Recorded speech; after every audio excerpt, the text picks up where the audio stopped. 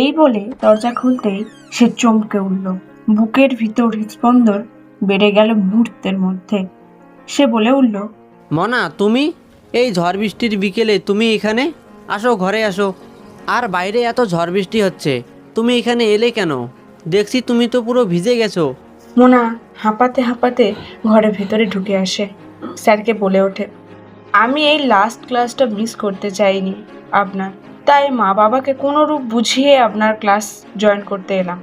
মোনা পুরো ভিজে গেছে। এত ঝড় বৃষ্টিতে তার জামা কাপড় সর্বস্ব ভিজে দেখে স্যার ইতিমধ্যে তার এই পাগলামির জন্য বকতে থাকে তাকে। আমার ঘরে দিদি বোন কেউ নেই। মেয়েদের পোশাক বলতে মায়ের কাপড় আছে। তুমি একদম ভিজে গেছো, মায়ের কাপড় এনে দেবো কি? মোনা বলে, কাপড় পরবো? আচ্ছা এনে দিন, এখানে তো আপনি ছাড়া কেউ নেই, কেউ দেখবে না, এনে দিন তাহলে। স্যার তার মায়ের সব থেকে সুন্দর পছন্দের কাপড়টা এনে দিল মোনাকে। মোনা সেই শাড়িটাকে নিয়ে রুমের ভিতরে ঢুকে গেল। এই সময় স্যার ভাবতে থাকে যে ও এত ঝড় বৃষ্টিতে এলো কি করে? পাগল একদম। স্যার চেয়ারে বসে আছেন। জানলা দিয়ে বৃষ্টির মৃদুমন্দ হাওয়া ধীরে ধীরে গায়ে লাগতে থাকে স্যারের। শরীর শীতল হয়ে যায় কিছু মুহূর্তের মধ্যে। বৃষ্টির মুহূর্ত উপভোগ করতে করতে পিছন থেকে মোনা মৃদু কোমল স্বরে বলে ওঠে, স্যার। এই শব্দ শোনা মাত্র স্যার ঘুরে তাকাতেই হৃৎস্পন্দন মুহূর্তের মধ্যে দ্রুত পড়তে থাকে। সামনে মোনা দাঁড়িয়ে, শাড়ি পরে নম্র অবস্থায় দাঁড়িয়ে, নিস্তব্ধতার সেখানে যেন বাসা বেঁধেছে তাদের মধ্যে।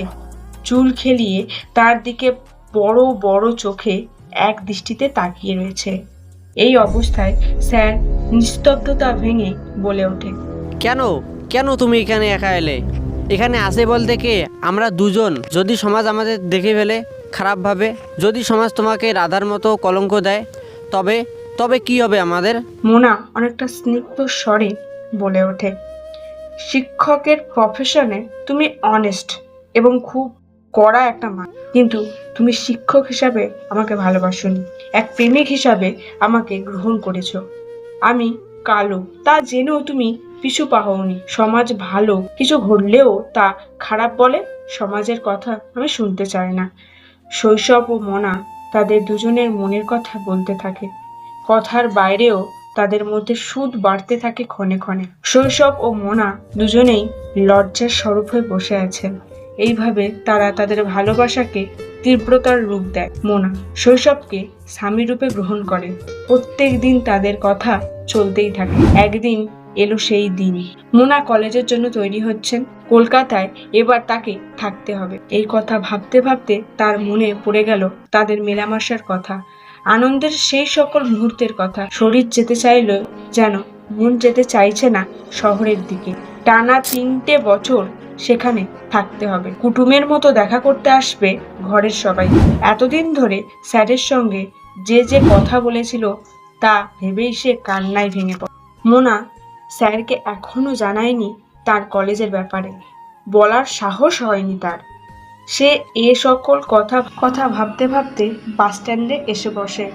বাস এসে গেলে সে চোখের জল কোনোরূপ আটকিয়ে বাসের জানালার পাশে বসে।